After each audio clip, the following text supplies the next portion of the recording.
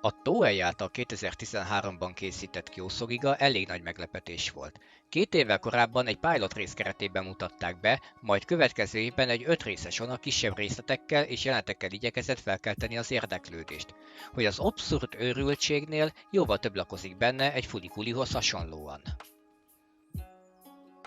A történet röviden összefoglalva annyi, hogy Isten a világ megteremtése után 2 fiára testálta annak részleteinek kidolgozását. Egyikük a munkamennyisége és a megkötések miatt kiábrándult, így az emberek között mulatta az időt a mi világunkban szerzetesként, akiről az járta, hogy bármit is alkot, az életre kell. Viszont az élete boldogtalanul telt, így az egyik buddhista istenség emberi formát adott a szerzetes egyik alkotásának, hogy legyen hű társa az életben. A Genkoan az egyik közös jelenetük, és egyben a sorozat egyik fő konfliktusának boncolgatása során jelenik meg. A Soto Zen buddhista szektához tartozó 1346-ban épített templom az északnyugati külvárosi részen található, legkönnyebben a 6-os számú városi buszjárattal érhető el a kiotói nagy vasútállomásról. A sorozatban is megjelenő egyik nagy nevezetessége a megvilágosodás és a káprázat ablakai. Ezek közül a négyszögletes jelképezi az emberi halandóság 4 problémáját, név szerint a születést, a betegséget, az öregkort és a halált, míg a kerek az ezektől való megszabadulást a megvilágosodás révén. Ezzel együtt a buddhizmus Soto Zen szektájának a világegyetemről és a halandóságot leküzdő megvilágosodott életről alkotott felfogásának is aféle tükrei.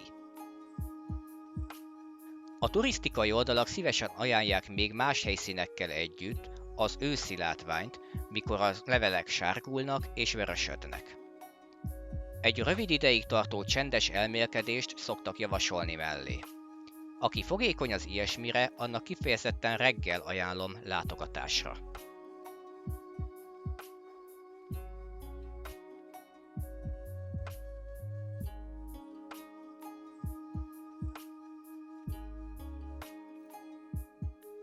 A japán buddhista templomok különösen híresek a gondosan ápolt, rendezett kertjeikről.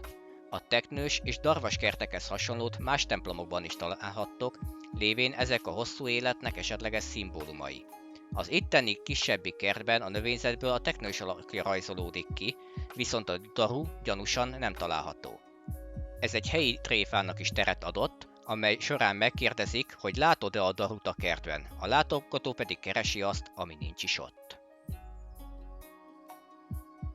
További érdekesség, hogy az alapító a Rinzai szektához tartozó Daitoku-ji második főapátja, Tettogi-kó volt, és eredetileg az ő remete lakjaként szolgált.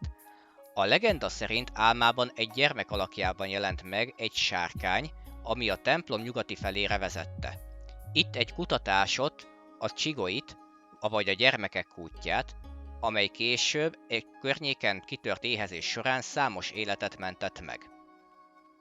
A templom története viszont ennél jócskán többet is tartogat.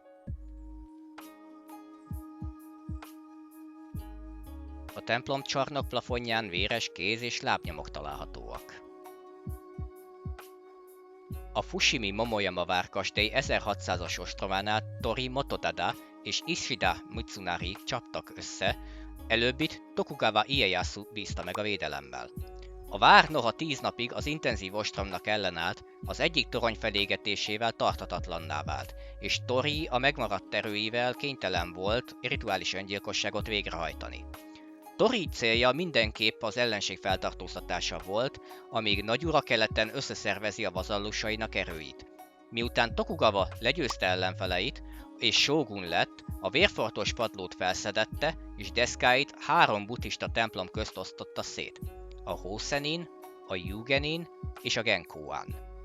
Ennek célja az áldozatok szellemeinek megnyugtatása volt a buddhista imádságok révén, ezért is látható a Tokugava klán címere is a templomban, illetve a főoltár mellett egy másik, ami Torinak, követőinek és családjának állít emléket.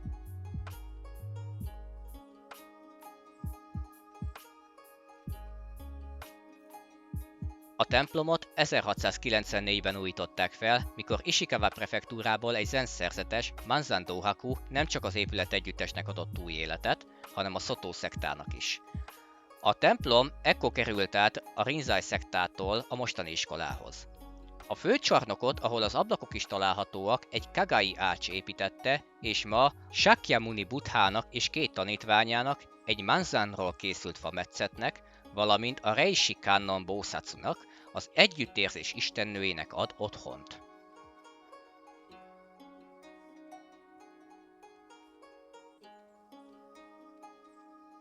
Ha a Kálvária könyvetekben gyűjtitek a templomi pecséteket és kalligráfiákat, akkor ne felejtsétek el itt emlékként begyűjteni.